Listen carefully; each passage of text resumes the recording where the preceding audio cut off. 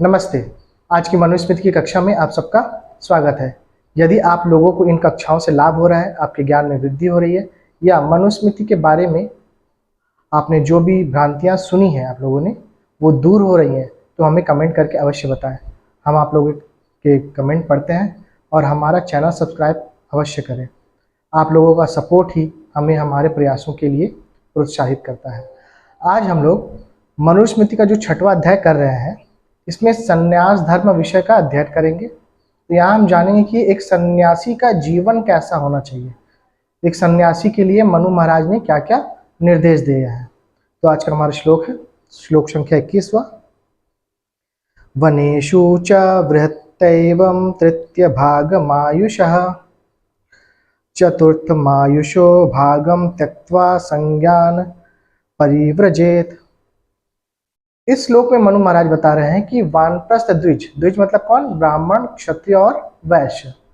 ये जो है पूर्वोक्त मतलब पिछले कक्षा में जो बताया है जिस तरह से वानप्रस्थ विधि है, उसके अनुसार आयु का तीसरा भाग जीने के बाद, मतलब 50 से 75 आयु जीने के बाद, जो चौथा भाग है 75 से 100 साल की जो आयु है, उसमें संसार के सभी पदार्थों एवं प्राणियों में, है ना, जितना भी भोग विलास की वस्तु है संसार में, उसमें से आसक्ति भाव को छोड़कर, अर्थात इनकी इच्छा, मोह, माया, ममता को छोड़कर संन्यास आश्रम को क्या करें? धारण करें। अब ये श्लोक जो है हमको क्या बता रहा है? जीवन में जो 4 आश्रम है ना, कौन कौन सा हमारा? पहला ब्रह्मचर्य, दूसरा गृहस्थ, तीसरा वानप्रस्थ और चौथा संन्यास आश्रम, है ना। तो इसमें संन्यास आश्रम में हम जब एंटर करेंगे तो उसके लिए जो नियम है वो उसको एक्सप्लेन कर रहा है।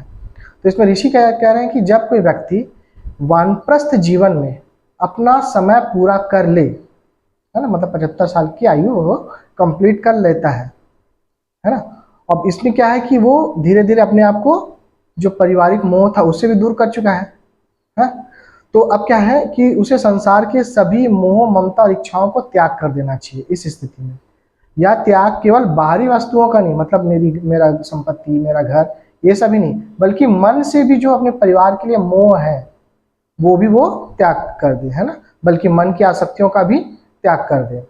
इसके बाद क्या करे? वो परिव्राजक, मतलब अब पूरे संसार के लोक कल्याण के लिए अब संन्यास आश्रम को अब अपनाए, जिसका अर्थ है घर परिवार, धन संपत्ति, प्रतिष्ठा, इन सब से मुक्त होकर केवल आत्मज्ञान, लोक कल्याण में जीवन समर्पित करके परोपकार के लिए, मतलब पृथ्वी में जितने जीव हैं उन सभी की भलाई के लिए अब पूरी पृथ्वी में विचरण करते हुए धर्म का प्रचार करें। ठीक है, अब हम लोग अगला श्लोक देखते हैं हमारा। आदित्य विधि वदेद्वान पुत्रांशो उत्पादयेत् धर्मतः इष्टवाचा शक्ततो यजमानो मोक्षे निवेशयेत्। अब इस श्लोक में, ये जो हमारा 22वां श्लोक है, इसमें मनु महाराज बता रहे हैं कि ब्रह्मचर्य आश्रम में वेदों को विधि पूर्वक पढ़कर, है ना, और गृहस्थ आश्रम में धर्मानुसार संतानों को उत्पन्न करके, और वानप्रस्थ आश्रम में यथाशक्ति यज्ञों का यजन करके मोक्ष प्राप्ति में मन लगाए।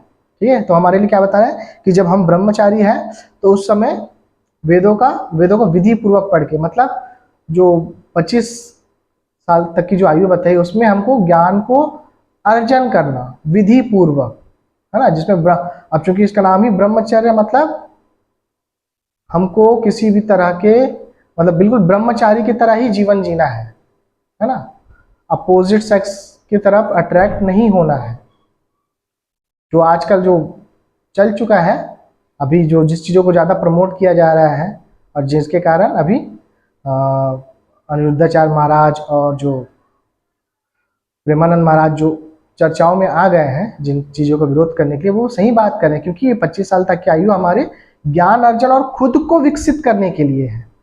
ठीक है, उसके बाद फिर क्या आता है हमारा गृहस्थ आश्रम। गृहस्थ आश्रम में भी क्या बोल रहे हैं? धर्मानुसार संतान को उत्पन्न करके, धर्मानुसार, ऐसे ही नहीं, धर्मानुसार मतलब आपने एक से विवाह किया, उससे ही संतान उत्पत्ति करना है ना। ये जो आजकल जो एक्स्ट्रा मैरिटल को भी टीवी सीरियल्स वगैरह में जो प्रमोट किया जा रहा है, वैसा जीवन नहीं जीना है। धर्म अनुसार आपने एक से विवाह किया, उस एक से ही संतानोत्पत्ति करना है। और बाहर ये जो चल रहा है ये धर्मानुकूल नहीं है। अब ये करने के बाद फिर हम किसमें बढ़ते हैं, वानप्रस्थ आश्रम। वानप्रस्थ में भी अब ये जो अपनी पत्नी से भी जो संभोग की इच्छा है उसको भी त्यागते हुए, सभी अपने धन संपत्ति जितना भी हमारा काम इच्छा है उन सब को त्यागते हुए धीरे धीरे हमको अब संन्यास की तरफ बढ़ना है वानप्रस्थ में। तो इसलिए उसमें भी क्या ड्यूटी दिया हुआ है कि आपको जितना हो सके यज्ञ वगैरह करते हुए मोक्ष प्राप्ति में अपने मन को लगाना। ठीक है, इसके बाद ही हम फिर संन्यास आश्रम के लिए तैयार होते हैं। संन्यास आश्रम को धारण करके हम मोक्ष प्राप्ति के पद पे आगे बढ़ेंगे। ठीक है, तो ये श्लोक जो है हमको जीवन की क्रमबद्ध साधना के द्वारा मोक्ष का मार्ग बता रहा है। ठीक है, हमको लाइफ को कैसे जीना है ताकि हम मोक्ष की तरफ बढ़ सके, इसके बारे में बता रहा है। जिसमें पहले चरण में क्या है, ब्रह्मचर्य आश्रम में वेद और शास्त्रों का विधि पूर्वक अध्ययन। अब चूंकि हम वेदों का अध्ययन नहीं करते तो भी आप मान के चलो 25 साल तक हमको अच्छे से ज्ञान और अपने जीवन को जब हम गृहस्थ आश्रम में जाएंगे उसको अच्छे से जी सके, उसके लिए स्किल्स सीखने में ज्यादा कॉन्सेंट्रेट होना चाहिए। उसके बाद दूसरा चरण में गृहस्थ जीवन में धर्म पूर्वक परिवार का पालन और संतानोत्पत्ति। फिर आता हमारा तीसरा चरण जो लाइफ का थर्ड फेज है 50 से 75। अब चूंकि 60 साल तक तो लोग जॉब भी वगैरह करते रहते हैं तो 60 उसको मान लेते हैं। तो 60 से 75 तक की आयु जो है तीसरे चरण में रहकर वानप्रस्थ में रहकर यथाशक्ति यज्ञ और तप करना। ठीक है, मतलब रिटायरमेंट के बाद अब आप परिवार से मोह छोड़ो, जो भी संपत्ति बनाए हो उससे मोह छोड़ो, अपने बच्चों को दो और आप भगवत प्राप्ति की ओर बढ़ो, है ना। तो यथाशक्ति यज्ञ और तप करना, और अंत में फिर जब हम 75 की आयु पार कर जा रहे हैं संन्यास आश्रम व्यवस्था में, तो अंत में संन्यास आश्रम को अपनाकर अपना मन पूर्णतः मोक्ष की साधना में लगाना। ठीक है, हम जिसकी प्रैक्टिस करेंगे जीवन भर वही हमको मिलेगा। अब चूंकि क्या होता है अभी के समय में लोग मोक्ष की प्रैक्टिस करते ही नहीं है, और अंत समय में गीता सुन के मोक्ष मिल जाएगा ऐसा नहीं होता। अगर आपने जीवन भर मोक्ष के लिए प्रैक्टिस की है, ध्यान लगाया है, उसकी साधना की है, तो आप मरते समय ही तभी आप भगवान का ध्यान लगा पाओगे, है ना। तो उसमें भी क्या है कि संन्यास आश्रम को अपनाकर अपना मन पूर्णतः मोक्ष की साधना में लगाना। तो ये है एक प्रॉपर धर्मानुसार जीवन जीने की विधि। अब हम लोग देखते हैं 23वां श्लोक हमारा। प्रजापत्यम निरुप्येष्ठिम सर्ववेद दस दक्षिणाम आत्मन्य अग्नि समारोप्य ब्राह्मण प्रव्रजेत गृहात्। यहाँ पे क्या बताना कि जो ब्राह्मण क्षत्रिय वैश्य द्विज है जिसने क्या है अपना सर्वस्व दक्षिणा में दे दिया जाता है, ऐसा यज्ञ को क्या बोलते हैं ना, प्रजापत्य। तो ये जो ब्राह्मण क्षत्रिय वैश्य जब अपना वानप्रस्थ खत्म करते हैं, संन्यास लेते हैं, तो एक यज्ञ करते हैं प्रजापत्य यज्ञ। इस यज्ञ को प्रजापत्य इष्टि नामक यज्ञ को अनुष्ठित करके गृहस्थ और वानप्रस्थ में प्रयुक्त की जाने वाली ग्राहपत्य, मतलब जो घर में उपयोग करने वाली अग्नि, आह्वान्य और दक्षिणात्य आदि अग्नियों का वह उपयोग त्याग कर, मतलब जितने भी अग्नि कर्म है भोजन पकाने के लिए, यज्ञों के लिए, इन सब का वो त्याग कर दे। लेकिन इन अग्नियों का जो उद्देश्य था कि जैसे घर में जलने वाली जो अग्नि है भोजन पकाने के लिए, वो क्या है, प्रजा पालन, घर के लोगों को खिलाने वाले, भोजन खिलाने के लिए, उनका पोषण करने के लिए। तो इस उद्देश्य को मन में धारण करना। जो यज्ञ की अग्नि है इसका उद्देश्य क्या है, भगवत प्राप्ति, लोक कल्याण। तो इसका उद्देश्य अपने मन में धारण करना, आत्मा में धारण करना। ठीक है, मतलब पाचन यजन याजन आदि कार्य छोड़कर गृहस्थ अपना ग्रह त्याग कर गृहस्थ आश्रम से भी संन्यास धारण कर ले। अगर किसी को लगता है कि मैं अब ये जो जितने भी पारिवारिक काम इच्छाएं हैं इनसे अब खुद को मुक्त कर चुका हूँ, अब ये चीज़ें मुझे दोबारा नहीं खींचेगी अपनी तरफ, तो आप गृहस्थ आश्रम या फिर ब्रह्मचार्य कंप्लीट करके भी आप सीधा संन्यास ले सकते हो। अब यहाँ पे ये श्लोक यही बता रहे हैं कि संन्यास केवल घर छोड़ना नहीं, बल्कि गृहस्थ और वानप्रस्थ के सभी कर्मों से मन को मुक्त कर आत्मिक उन्नति, जन कल्याण का भाव लेकर मोक्ष मार्ग पर चलना। अच्छा, लेकिन यहाँ पर ना हम आगे के श्लोकों में देखेंगे कि जैसे गृहस्थ जीवन से ही संन्यास लेना उतना श्रेष्ठ नहीं है। अगर आपके मन में ही अंदर से वैराग्य आता है तभी आप संन्यास ले गृहस्थ या ब्रह्मचर्य आश्रम से। अदरवाइज नहीं ले सकते आप। ठीक है, अब हम लोग देखते हैं हमारा 24वां श्लोक। यो दत्वा सर्वभूतेभ्यः प्रवर्जत्य भयं ग्रहात् तस्य तेजोमया लोका भवन्ति ब्रह्मवादिनः। जो द्विज सब प्राणियों के लिए अभय दान करके अर्थात प्राणियों को दुख और भय से मुक्त कराने के लिए लोक उपकार करने की प्रतिज्ञा करके वानप्रस्थ, वानप्रस्थ जो है अपना स्थायी आवास त्याग कर अथवा गृहस्थ अपना घर छोड़कर संन्यास ग्रहण करता है। ठीक है, जो प्राणियों के को भय मुक्त करने के लिए, धर्म का प्रचार करने के लिए, है ना, लोक कल्याण की भावना से अगर वो गृहस्थ वानप्रस्थी है, तो वानप्रस्थी भी क्या है कि वनों में कहीं अपना एक परमानेंट ठिकाना बनाते थे, स्थायी आवास, उसको छोड़कर, और गृहस्थ है तो अपना जो भी घर संपत्ति वगैरह उसको छोड़कर उस वेद और ईश्वर के उपदेशक ब्रह्म या ज्ञानी के लोक परलोक अर्थात जन्म जन्मांतर अथवा मोक्ष लोक ब्रह्म ज्ञान एवं परमात्मा के प्रकाश से प्रकाशित होते हुए, तो ऐसा व्यक्ति क्या होगा, वो ईश्वर के ज्ञान और वेद के ज्ञान से क्या होगा, अपने मन को, अपने आत्मा को प्रकाशित करता है। अर्थात उसका जीवन, मतलब अभी जो जीवन जी रहा है वो परजन्म आने वाला जीवन, और ब्रह्म ये क्या हो जाता है, ब्रह्ममय हो जाता है, मतलब उसको ईश्वर की प्राप्ति हो जाती है, उसकी भक्ति प्राप्त हो जाती है, या फिर वो सीधा मोक्ष को ही प्राप्त हो जाता है। अगर उसने अपना जीवन को इतना ऊंचा उठा लिया है तो वो सीधा मोक्ष को भी प्राप्त हो जाता है, जन्म जन्मांतर के झमेले से भी वो मुक्त हो सकता है अगर कोई इस तरह से अपने ज्ञान को बढ़ाकर ईश्वर प्राप्ति में तल्लीन हो जाए, और जितना भी ये सब वो उसका जो मेन उद्देश्य है लोक उपकार हो जाए, तो मोक्ष प्राप्ति तक भी पहुंच सकता है। तो ये श्लोक में यही बता रहे कि जो पुरुष सब प्राणियों को अभयदान सत्य उपदेश देकर गृहस्थ आश्रम से ही संन्यास ग्रहण कर लेता है, उस ब्रह्मवादी वेदोक्त सत्य उपदेशक सन्यासी को मोक्ष लोक और सब लोकांतर तेजोमय ज्ञान से प्रकाशित होता है। ठीक है, अब हम लोग हमारा अगला श्लोक देखते हैं, 25वां श्लोक।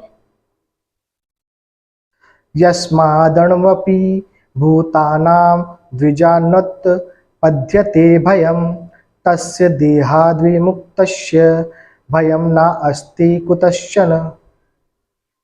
जिस द्विज से, जो द्विज है उससे किसी प्राणियों को क्या हो, किसी भी तरह का भय नहीं हो, जो सबका उपकार करता होता है उसको देह से युक्त होने पर कहीं भी भय दुख नहीं रहेगा।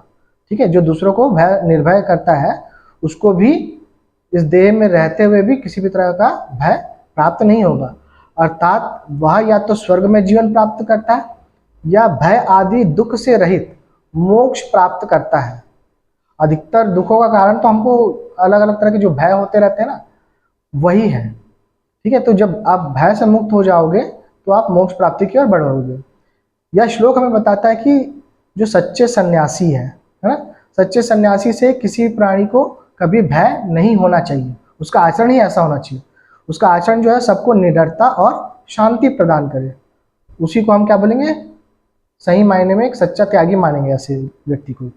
ऐसा व्यक्ति जब शरीर त्याग करेगा तो उसके लिए कोई भय नहीं रहता, ना मृत्यु का और ना अगले जन्म का, क्योंकि अगर आपको पता है कि मैंने मेरा जीवन धर्मानुसार जिया है, मैंने किसी को भय नहीं दिया है, तो मुझे क्यों भय प्राप्त होगा। तो ऐसा व्यक्ति क्या होगा, उसका ये जन्म भी भय मुक्त होगा और अगला जन्म भी, और बहुत ज़्यादा श्रेष्ठ हो तो दिव्य लोक में जाएगा या फिर मोक्ष को प्राप्त करता है। और सही भी है ना, क्योंकि ये बात सही भी है। यदि हमसे दूसरे लोगों को सुरक्षा और शांति मिल रही है तो यही चीज़ तो हमको भी मिलेगा ना, क्योंकि कर्मफल सिद्धांत तो यही बोलता है कि हम जिस तरह की चीज़ें दुनिया को देंगे हमें भी वही मिलेगा, चाहे इस जन्म में मिले या अगले जन्म में। अब हम लोग अगला श्लोक देखते हैं, हमारा 26वां श्लोक। आगराद विनिष्क्रांतः पवित्रो पचितो मुनिः समुपोढेषु कामेषु निरपेक्षः परिव्रजेत। संन्यास इच्छुक द्विज, मतलब जिसको संन्यास लेना है, ऐसा कोई द्विज वानप्रस्थी अपना स्थायी आवास अथवा गृह, अगर वो गृहस्थ है तो गृहस्थ आश्रम को त्याग कर वेद, ब्रह्म और जीवन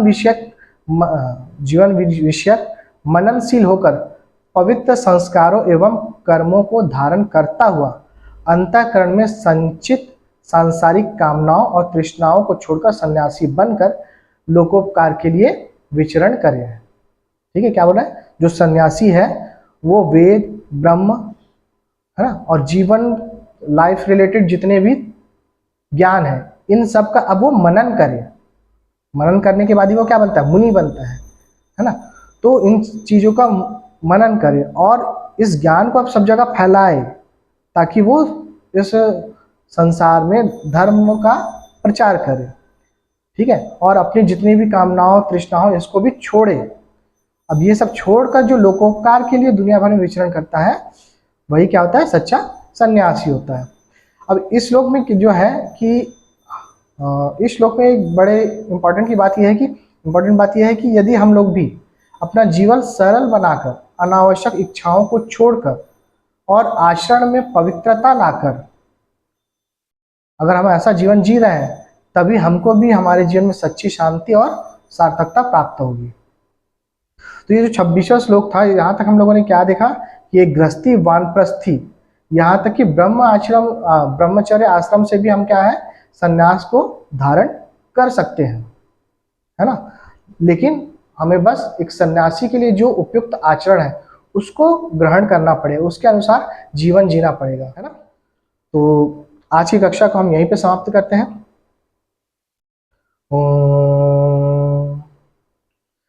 आज की कक्षा आप लोगों को ज्ञानवर्धक लगी अथवा आपके कोई प्रश्न या सुझाव हो तो हमें कमेंट करके अवश्य बताएं। वीडियो अच्छा लगा तो लाइक और शेयर करें। यदि आप हमारा वीडियो पहली बार देख रहे हैं तो चैनल को सब्सक्राइब करना ना भूलें। आगे आने वाली कक्षाओं के लिए नोटिफिकेशन ऑन करें। आप मनुस्मृति की पिछली कक्षाओं को भी अवश्य करें। पिछली कक्षाओं के लिए प्लेलिस्ट लिंक डिस्क्रिप्शन में दी गई है। आज की कक्षा को इतने ध्यान से सुनने के लिए आप सभी का आभार, धन्यवाद। आज की कक्षा आप लोगों को ज्ञानवर्धक लगी अथवा आपके कोई प्रश्न या सुझाव हो तो हमें कमेंट करके अवश्य बताएं। वीडियो अच्छा लगे तो लाइक और शेयर करें। यदि आप हमारा वीडियो पहली बार देख रहे हैं तो चैनल को सब्सक्राइब करना ना भूलें। आगे आने वाली कक्षाओं के नोटिफिकेशन के लिए बेल आइकन को प्रेस करके ऑल में सेट करें।